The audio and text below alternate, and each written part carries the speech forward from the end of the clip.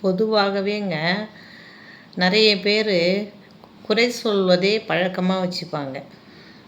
அவங்க நெகட்டிவாக தான் யோசிப்பாங்களே தவிர பாசிட்டிவாகவே யோசிக்க மாட்டாங்க.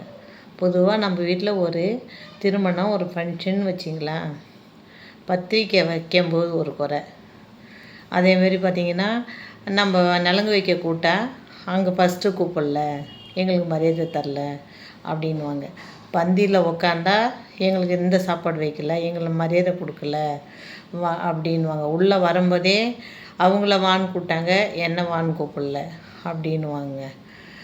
இப்படி அந்த கல்யாணம் முடிஞ்சு அந்த 10 நாள் வீட்டில் இருந்துட்டு வெளில போகிற வரைக்கும் இந்த சொந்தக்காரங்கன்னு ஒன்று இருப்பாங்க பாருங்கள், குறையாவே பேசியிருப்பாங்கங்க. ஒரு சிலர் பாருங்களேன், ஒரு நாள் இன்னைய நாள் நாளைக்கு வரப்போகிறது இல்லைங்க.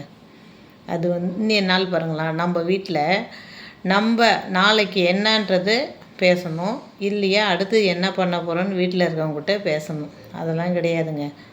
ஆளுக்கு ஒரு செல்ஃபோன், 4 பேர் வீட்டில் இருந்தாலும் 4 பேர் 4 செல்ஃபோனை வச்சு பேசின்னு இருப்பாங்க.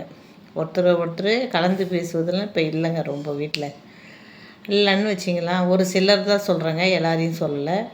அடுத்தவங்கள பற்றி குறையே பேசுவாங்க. இதனால் நம்ம அடுத்தவங்கள பேசுறதுனால என்ன ஆகுதுன்னா, நம்ம எனர்ஜி பூரா போயிடும்.